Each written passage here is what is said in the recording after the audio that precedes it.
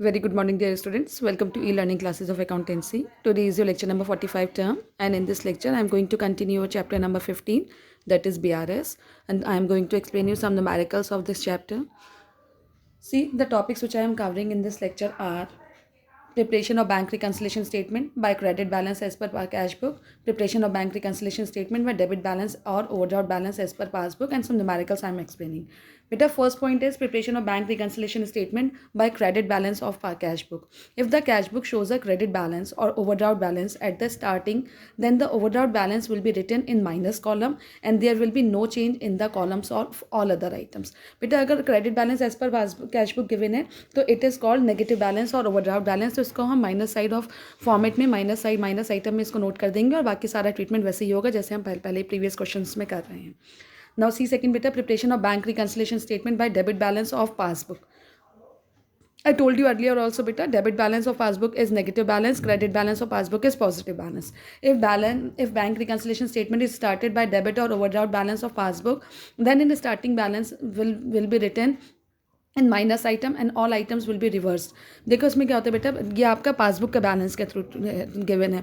तो जो चीज़ अब मैंने आपको पहले भी बताया था बेटा, जब भी आप क्वेश्चन को स्टार्ट कर रहे हैं तो balance as per cash book given है तो आपको उसको पासबुक के इक्वलाइज करना है और आंसर जो एंड में आंसर आएगा that will be balance as per passbook. But if balance as per passbook given है it means you have to utilise और you have to equalise according to cash book balance. किसके balance के accordingly equalise करना है आपको? Cash book के balance के accordingly equalise करना है और आंसर जो एंड में आएगा that will be balance as per cash book, चाहे वो डेबिट बैलेंस हो या क्रेडिट बैलेंस हो, एज पर कैश बुक आता है बेटा. तो इसमें आपका जब भी पासबुक का बैलेंस गिवन है तो अगर डेबिट बैलेंस गिवन है तो it is the negative balance, वो डेबिट साइड में आ जाएगा पासबुक के और उसके बाद सारे आइटम्स को आप रिवर्स कर देंगे. जो फॉर्मेट में गिवन है उसमें जो प्लस आइटम है फॉर्मेट में वो माइनस हो जाएंगे और जो माइनस आइटम है वो प्लस हो जाएंगे.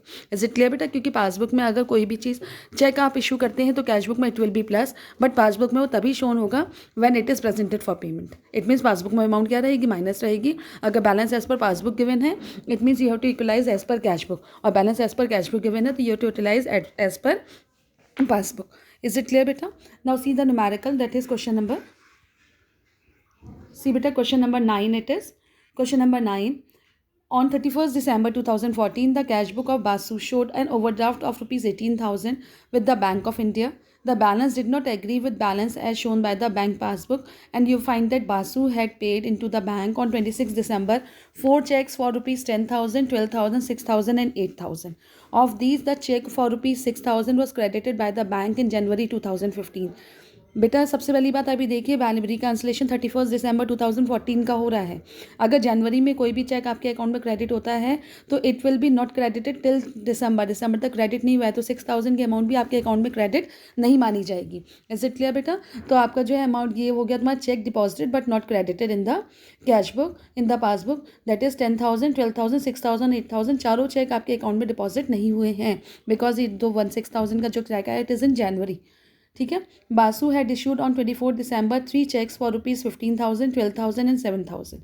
The first 2 cheques were presented by the bank for payment in December. It means 15,000 और 12,000 का चेक जो है पेमेंट के लिए आ गया था बैंक में.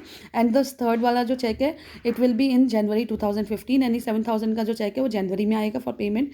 तो it means cheque deposit, cheque issued but not cheque issued but not paid, उसमें आपका जो है कितनी अमाउंट आएगी? That will be 7,000 only. You also find that on 31st December 2014 the bank had debited Basu's pass account for rupees 500 for interest and rupees 20 for charges, but Basu had not recorded this amount in this book. इसमें bank में debit हो गया, 500 minus हो गया और 20 bank charges के लिए आ गया, but it is not recorded in cash book. Is it clear? तो ये अमाउंट क्या हो जाएगी आपकी बैंक पासबुक में? तो आपकी माइनस हो गई बट कैश बुक में रिकॉर्डेड नहीं हुई. सीधा सोल्यूशन नाउ बेटा. Bank reconciliation statement as on 31st December 2014, credit balance और overdraft balance as per cash book that is 18,000, minus item में आ गया ये. Then cheque issued but not presented for payment, cash book में minus, passbook में plus, तो 7,000 will be added here क्योंकि ये 7,000 का चेक आपका कब आया है? It is in January. तो it is not presented for payment, तो 7,000 की अमाउंट कैश पासबुक में प्लस है. तो पासबुक से इक्वलाइज करने के लिए you have to added in cash book also 7,000. Cheque deposited but not credited by the bank, ये लॉस हो गया आपका, 6,000 माइनस हो गया आपके अकाउंट से। बैंक चार्ज इंटरेस्ट ये भी आपका लॉस है, it will be deducted from your account 500 and bank charges 20 rupees, वो भी डिडक्टेड हो जाएंगे। तो आपने डेबिट साइड का प्लस आइटम और माइनस आइटम का टोटल किया, तो आपका जो टोटल आया उसमें से आपने जब माइनस करा तो क्रेडिट साइड का उसमें से माइनस करा तो ओवरड्राफ्ट बैलेंस यानी क्रेडिट साइड का टोटल ज़्यादा था, डेबिट का कम था, माइनस आइटम ज़्यादा थे और प्लस आइटम कम थे, तो डिफरेंस आपका डेबिट बैलेंस एज पर या overdraft balance as per passbook return down हो गया, that is 17,520. Now see beta, that question number 12. See question number 12. Prepare the bank reconciliation statement from the following particular for the period ending on 31st December 2012, यानी reconciliation आपको 31st December 2012 का करना है। Overdraft as per passbook, बेटा यहाँ से आपका passbook का बैलेंस शुरू हो गया, इट मीन्स आपको पासबुक को कैशबुक के इक्वलाइज करना है। अब तक जो आप क्वेश्चंस कर रहे थे उसमें कैशबुक को हम पासबुक के इक्वलाइज कर रहे थे, but now if the balance as per passbook is given it means passbook will be utilise as per cashbook only. See overdraft as per passbook given है 7,600, negative balance as per passbook है। Then cheque deposited but not collected by the bank 8,560, cheque जैसे ही deposit हो गया cashbook में amount क्या हो गई, प्लस हो गई, नॉट कलेक्टेड यानी पासबुक में अमाउंट माइनस है, बट आपको पासबुक को कैशबुक के इक्वलाइज करना है तो you have to also added in passbook ताकि वो बैलेंस कैशबुक के इक्वलाइज हो जाए। Then incidental charges not recorded in cashbook, passbook में 18 माइनस है, कैशबुक में प्लस है, तो it will be added in passbook also ताकि वो इक्वलाइज हो जाए। Then cheque were issued for 7,800 but only 4,400 were presented for payment, 7,600 7,800 में से 44 प्रेजेंटेड हुए, इसमें 3,400 प्रेजेंटेड नहीं हुए। कैशबुक में आपकी अमाउंट क्या हो गई, माइनस हो गई और पासबुक में प्लस है, तो आपको माइनस करना होगा अमाउंट को, so that balance will be equalise with cashbook. Insurance premium paid by the bank not recorded in cashbook 4,200, ये भी आपका इंश्योरेंस प्रीमियम जो पेड बाय द बैंक है नॉट रिकॉर्डेड इन कैशबुक, तो कैशबुक में प्लस है, passbook में minus है, तो आपको इसको भी ऐड करना होगा so that the balance will be equalise. On 31st December 2012 cash was deposited in bank rupees 385, but the cashier debited the bank column with 485 by mistake, यानी बैंक में आपके 100 रुपीज़ प्लस हो गया है, तो इट मीन्स पासबुक में भी वो 100 रुपीज़ की अमाउंट प्लस हो जाएगी। सी बेटा, bank reconciliation statement as on December 31st 2012, debit balance as per passbook 7,600 आपका माइनस में आ गया। Then cheque deposited but not collected, plus cashbook में प्लस, पासबुक में भी प्लस हो जाएगा, 8,560। Incidental charges paid by the bank 80, that वो उसमें आपके बैंक में पेड हुआ है तो बैंक में प्लस है, कैशबुक में बैंक में माइनस हुआ है, कैशबुक में प्लस है, तो यहाँ पर भी अमाउंट क्या हो जाएगी, प्लस हो जाएगी, that is 80। Insurance premium paid by the bank it is also not recorded in cashbook, तो प्लस हो जाएगा to equalise passbook balance with cashbook, 4,200। Amount wrongly entered in the cashbook that is 100 rupees extra entered हो गए हैं, तो वही आपके plus हो जाएंगे पासबुक में। Then cheque issued but not presented for payment 3,400, presented हुआ नहीं हुआ, आपकी कैशबुक में अमाउंट 3,400 माइनस है, इट मीन्स पासबुक में भी अमाउंट 3,400 माइनस हो जाएगी। Then debit balance as per cashbook, ये डिफरेंस आ गया बेटा आपका, दोनों का टोटल करा और डिफरेंस निकाले, that is debit balance as per passbook as per cashbook that is 1,940। Now see the next question बेटा, Question number 13. Prepare a bank reconciliation statement from the following particular.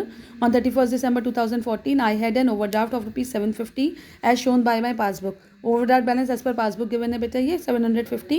I had issued check amounting to rupees 250 of which rupees 200 worth only seem to have been presented for payment. 250 का check issue करा है, 200 presented हुए payment के लिए, यानी 50 rupees आपका not presented for payment है, but passbook में यूटिलाइज करना है आपको, तो आपका 50 रुपीज़ आपको क्या करना पड़ेगा, माइनस करना पड़ेगा from passbook. Then cheque amounting to rupees 100 had been paid in by me on 30th December, plus हो जाएगा, कैशबुक में प्लस है तो पासबुक में भी प्लस हो जाएगा, but of these only 75 will be credited in passbook, यानी 25 रुपीज़ प्लस हो जाएंगे। I also find that a cheque for ₹10 which I have debited to bank account in my books have been omitted to be bank, it means 10 वहाँ minus है, यहाँ पे क्या हो गया आपका 10 रुपीज़ माइनस है, वहाँ पे आपका प्लस में है तो you have to minus 10 rupees ताकि आपका बैलेंस इक्वलाइज हो जाए। There is a debit of ₹25 in my passbook for interest, it means passbook में 25 माइनस है बट कैशबुक में रिकॉर्डेड नहीं, वहाँ प्लस है, तो आपकी अमाउंट प्लस हो जाएगी, तो equalise with passbook cashbook. An entry of ₹30 for payment by customer direct into the bank appear in my passbook, 30 rupees plus हो जाएगा, पासबुक में प्लस है लेकिन यहाँ पे प्लस नहीं है, तो इट मीन्स यहाँ पे आपकी अमाउंट माइनस होगी। My passbook show also shows a credit of ₹60, passbook में शोन है बेटा, कैशबुक में नहीं शोन है, इट मीन्स आपको कैशबुक इक्वलाइज करना है तो 60 रुपीज़ माइनस करना होगा। सी बेटा डेबिट बैलेंस और overdraft balance as per passbook 750, cheque deposited but not credited 25 rupees plus, cheque recorded in cash book not send to bank 10 rupees plus, interest charge by the bank आपका उसमें cash book में recorded नहीं है इसलिए 25 plus हो जाएगा, check issued but not presented for payment 50 rupees minus होगा क्योंकि आपके कैश बुक में रिकॉर्डेड है और पासबुक को कैश बुक के इक्वलाइज करना है।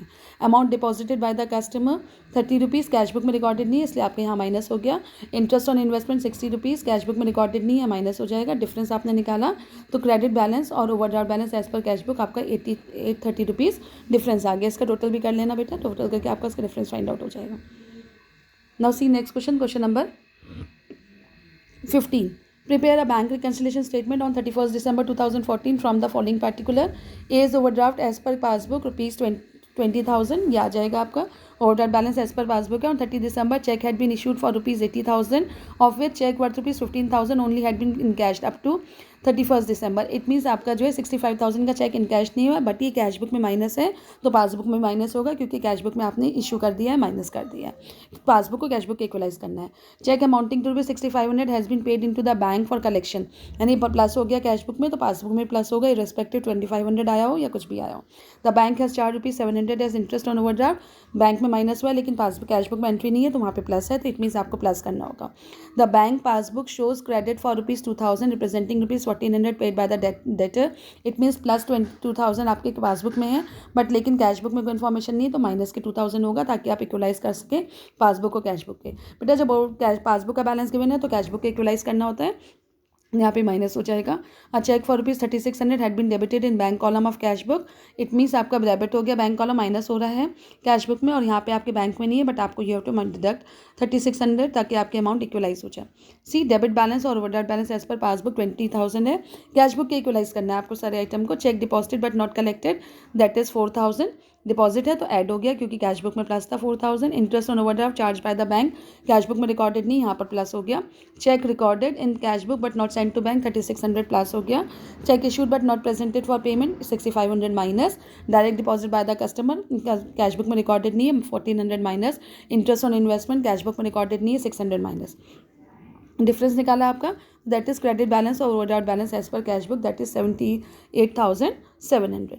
बेटा एक बस इस क्वेश्चन को करने में इतना ध्यान रखिए whatever you are issuing cash book में फ़ौरन माइनस होता है इररेस्पेक्टिव पासबुक में प्रेजेंटेड हो रहा है या नहीं हो रहा है। सेम ऐसे ही अगर आपने कोई अमाउंट डिपॉजिट करी है तो कैश बुक में प्लस हो जाएगा, वहाँ पे आपका वो क्रेडिट हुआ नहीं हो तो बाद में देखेंगे। अगर बैलेंस कैश बुक के अकॉर्डिंगली गिवन है तो आपको पासबुक के अकॉर्डिंगली इक्वलाइज करना है और balance as per passbook given है तो कैश बुक के अकॉर्डिंगली इक्वलाइज करना है। थैंक यू बेटा, हैव अ नाइस डे। आप क्वेश्चंस को कॉपी में करिए, नोट्स बनाना शुरू कर दिए। Copy is compulsory, those who are thinking कि वर्क नहीं कर रहे हैं बेटा कॉपी सबमिट होनी है, otherwise you will get 0 in practicals. Thank you बेटा, हैव अ नाइस डे।